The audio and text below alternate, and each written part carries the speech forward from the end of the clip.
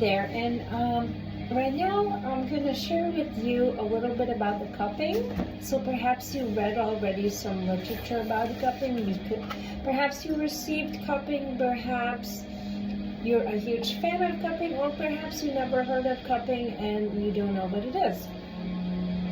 This is glass cups, and we're going to do a little staff training today, which maybe I'll upload snippets from that training as well. But right now I'm going to go through some theory.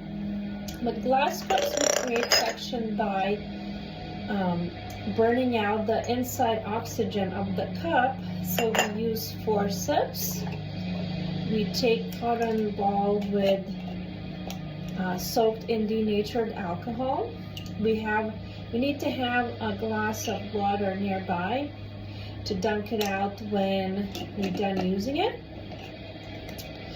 And so the way it works, we hold it 1, 2, 3, 4, and we apply it quickly before oxygen comes back into the cup. So as you'll see later, as I apply, 1, 2, 3, 4, apply, 1, 2, 3, and then you take another cup, 1, 2, 3, 4, apply. Always remember, you gotta hold it away from your own hair and from client's hair, because this is flammable, okay? So this is like a little more advanced form of cupping. The other, take this, feel a little,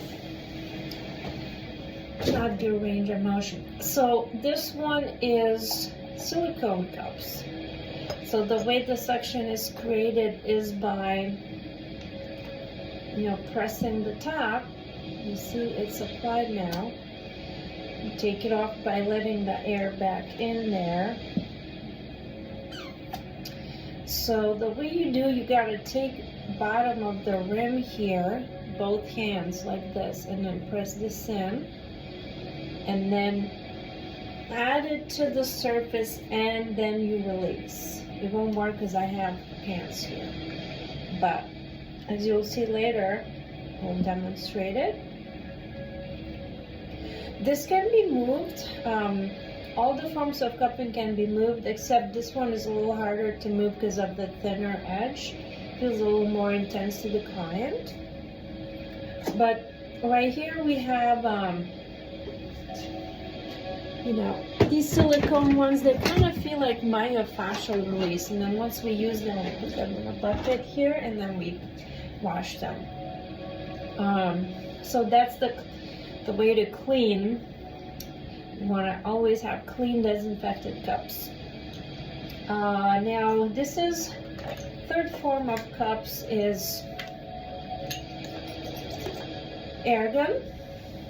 So we would do it like this, and then pump it up. And then it's hard to do it with one hand because there. See, so now we have, I didn't apply any lotion, but if you apply a lotion, you can slide these around. Let's try a little bigger one, and you'll see. So we pump out the air out. See, this is a little bigger. Now, if you do it on a hairy part, it's more prone to let the air in. They won't stick as good. That sometimes might be an issue with hairy backs. The key to get good at these is really practice, practice, practice, because massage therapy is a practice. There's medical practices, there's dental, medical. It's not like you graduate school and you know everything. So the same with cupping, the same with massage and esthetician. You practice, you run, and you perform the services, the treatments. And it took me maybe about almost a year to get really comfortable with fire cupping when I first learned about it. But it's not rocket science, so you have to just no contraindications. You wouldn't do on someone that has blood disorders, like younger people, older people. kind of have to be more careful. Any skin conditions like psoriasis, eczema, wounds, you wouldn't do over those. Like in front of the neck, back of the knees here, and where you have a lot of veins, you don't want to pull them. And then there's another form of cupping, which is, let's see, I would have to go grab it. It is facial cupping.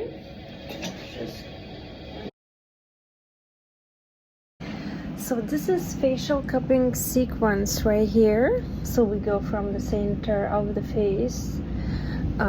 These are lines. This is the basic sequence away from the center lines. You know, we can do collarbone, suction and release here. So these bubbles mean suction and release.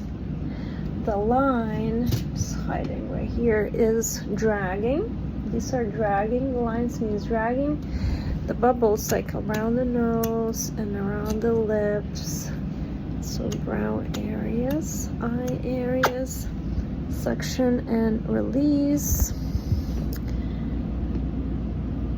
All right, as you can see, and then it helps TMJ, tension, headaches, fine lines and wrinkles, brings up blood flow, oxygen, stimulation into the area. It's good for tension relief, but also for skin health, beauty, good for massage therapists and estheticians. So check this out and have fun.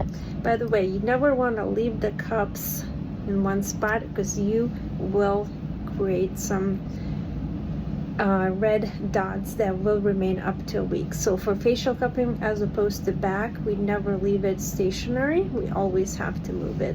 Back we move also, but we are allowed to leave, you know, for several minutes at a time, to leave it stationary as we, let's say, do some legs, do some back.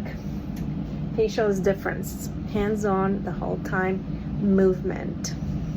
Have a brilliant day. So to clean these, we would not submerge fully, because then the water gets into there and then they might not work very good. So I usually do these under running water with soap like this. I take And the spray, yeah. just rubbing alcohol on a paper towel, or like the Lysol wipes. Yeah. Work for those too. Yeah, we sanitize it like this. So yeah, I usually let that sterilant sit. Where's this sit? This is right under the sink. Under the sink, yeah. Usually we used to have had a spray thing, but I think it got refilled.